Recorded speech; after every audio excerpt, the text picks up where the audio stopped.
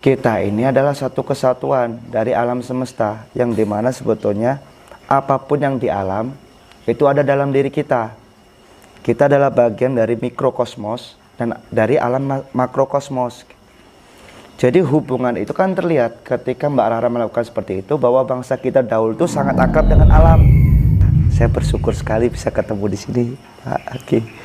Jadi banyak hal yang juga akhirnya saya dapat belajar banyak gitu dari semuanya, bahwasanya kita sebagai kaum milenial ini ternyata ketika melihat betapa sejarah tadi diceritakan tentang Pak Karno sendiri, itu adalah satu wawasan baru buat kita gitu. Ternyata kita sendiri terlalu minder sebagai sosok bangsa Indonesia gitu. Ketika melihat itu, wah, kayaknya kita udah nggak perlu minder gitu. Dan ternyata memang bangsa ini memiliki satu nilai-nilai wadah atau menampung momong ya istilahnya dari berbagai aspek. Nah, melihat dari yang tadi diceritakan tentang Mbak Rara itu kan ada dua kutub yang saya lihat dari beberapa komentar ya.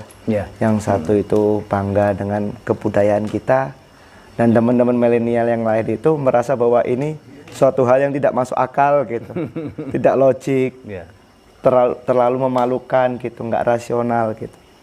Jadi sebetulnya momen-momen itu sebetulnya menjadi satu poin besar buat kita, bahwa bangsa kita memiliki satu nilai yang sangat luar biasa, yang polanya itu adalah sangat holistik, bukan seperti luar yang lateral, yang selalu mengandalkan logika. Nah, pada dasarnya juga kita ini adalah satu kesatuan dari alam semesta, yang dimana sebetulnya apapun yang di alam itu ada dalam diri kita. Kita adalah bagian dari mikrokosmos dan dari alam makrokosmos. Jadi hubungan itu kan terlihat ketika Mbak Rara melakukan seperti itu, bahwa bangsa kita dahulu itu sangat akrab dengan alam. Bukan jangan dipakai berpikir logika, karena nggak akan nyampe. Karena berpikir logika itu adalah berpikir yang paling rendah. Bahkan untuk bertemu kesejatian, logika itu harus ditinggalkan. Ibarat logika itu adalah jurang, lah samudra keheningan spiritual itu ada di dalam jurang itu, ya kita harus melompat dari logika itu. Nah, bangsa kita ini memiliki satu pola pikir yang sangat kompleks. Yang kemarin saya ceritakan bahwa untuk membuat satu bentuk bangunan, leluhur-leluhur kita itu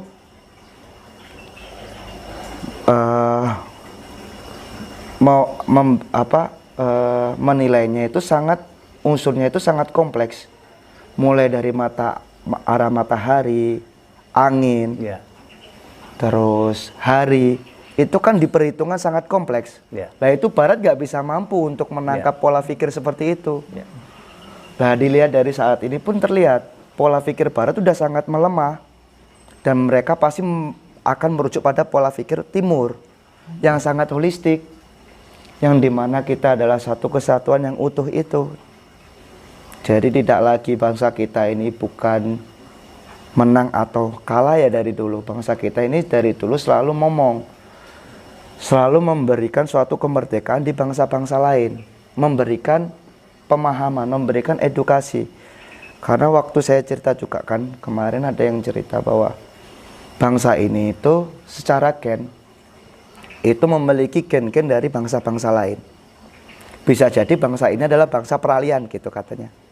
Itu satu sudut pandang. Sudut pandang kedua, bisa jadi bangsa ini melahirkan bangsa-bangsa lain, kan bisa seperti itu. Tarik garis lurus lagi dalam sekarang itu, yang diakuin bahwa peradaban yang paling tua itu adalah Mesir. Padahal kalau kita lihat lagi, tarik lagi, ketika Gunung Padang itu muncul, itu 14.000 tahun sebelum Masehi, itu sebelum peradaban Mesir. Nah, itu kan harus terungkap. Jadi ya mau nggak mau, mungkin harusnya kita semua mulai lagi menagih sejarah yang hilang atau sejarah yang ditutup gitu, atau dibuat-buat. Bahasanya menagih ya sejarah yang ditutupin, yang hilang, yang ditutupi ya. Iya. bangsa kita besar itu bukan karena kekuatan, tapi karena vision atau pikirannya yang sangat luas. Bukan dengan kekuatan bangsa kita itu dulu, tapi dengan pemahaman yang luhur. Seperti tadi diceritakan bahwa mungkin bisa jadi Rasulullah itu dari sini. Ya mungkin, saya sangat sepakat itu.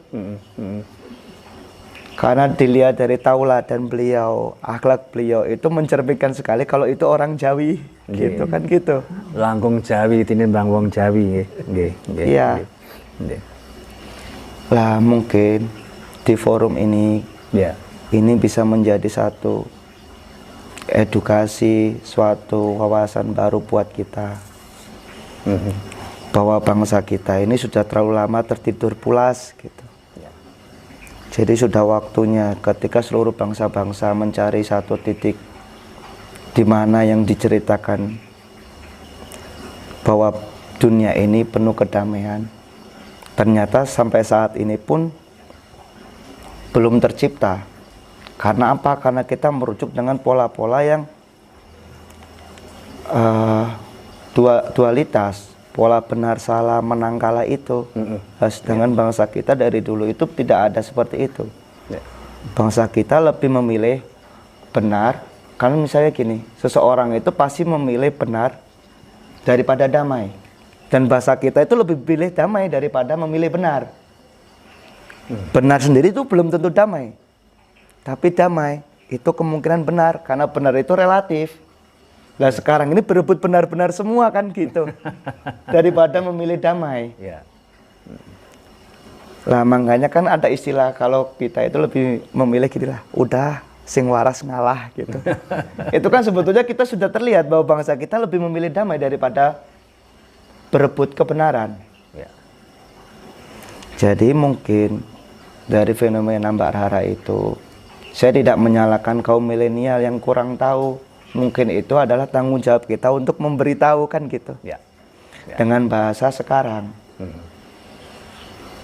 Bahwa unsur-unsur yang ada di alam itu sebetulnya ada di unsur dalam tubuh kita. Termasuk yang tadi disebut sedulur papat lima pancer. Itu kan sebetulnya kalau misalnya dalam bahasa saya itu adalah 4 unsur elemen.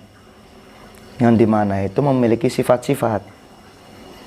Nah, ketika sifat-sifat itu mampu kita kenali, maka kita akan menemukan pancar. Siapakah diri kita yang sebenarnya gitu. Bukan terjebak pada tubuh fisik ini. Ini cuman sebentar dititipkan. Nah, ketika ini dititipkan pada kita, marilah kita sama-sama di dunia ini memberikan satu nilai-nilai kebermanfaatan. Karena yang dinilai itu kebermanfaatan. Dibandingkan suatu pemahaman yang besar, itu tidak ada arti tanpa kita melakukan suatu tindakan. Nah, tindakan yang paling besar itu adalah menjernihkan diri dulu gitu.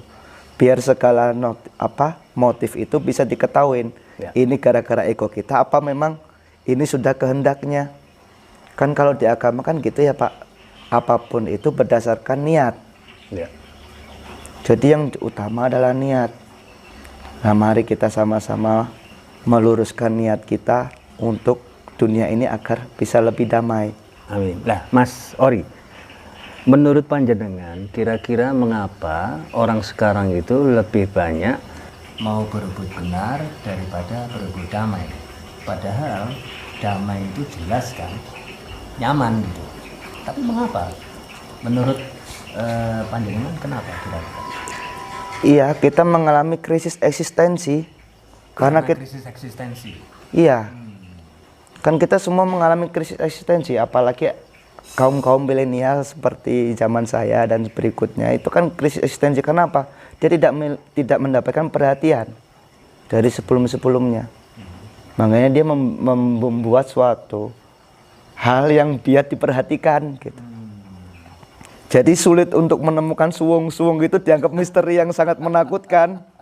Kita ini misalnya saya bercerita tentang gelas. Kita ini sekarang ini tidak pernah melihat itu dengan mata kita. Mendengar dengan telinga kita. Kita sering melihat itu dengan pikiran kita ternyata. Ketika melihat sosok seseorang gitu, pikiran kita yang melihat. Jadi, oh orang ini baik, oh orang ini buruk, jangan-jangan orang ini gini. Kita tidak pernah melihat seutuhnya karena pikiran.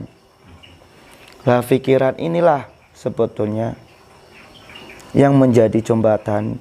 Ketika kita mampu mengendalikannya, itu akan menjadi satu kendaraan transportasi yang sangat mahal, luar biasa anugerah itu. Tapi kalau kita tidak mampu, kita akan dikendalikan terus oleh pikiran. Nah, pikiran itu selalu bergerak ke masa depan dan masa lampau. Misalnya saya duduk di sini gitu. Coba dipahamin semuanya. Pasti pikiran kita melayang. Jangan-jangan besok seperti ini, jangan-jangan besok seperti ini. Itu kan ilusi sebetulnya. Atau enggak gitu ke masa lampau. Waduh, kenapa ya dia dulu seperti ini? Padahal itu kan ilusi juga. Makanya orang itu tidak akan bisa hidup saat ini dan detik ini. Karena dikendalikan oleh pikiran. Tapi kalau itu mengendalikan pikiran, kita akan bisa. Artinya kedamaian itu harusnya adalah saat ini dan detik ini. Karena waktu itu ilusi. Jadi makhluk itu, manusia itu harus istilahnya tidak terbatas ruang dan waktu diri kita yang sejati itu. Lah keterjebakan di dualitas inilah yang seolah-olah kita terbatas oleh ruang dan waktu.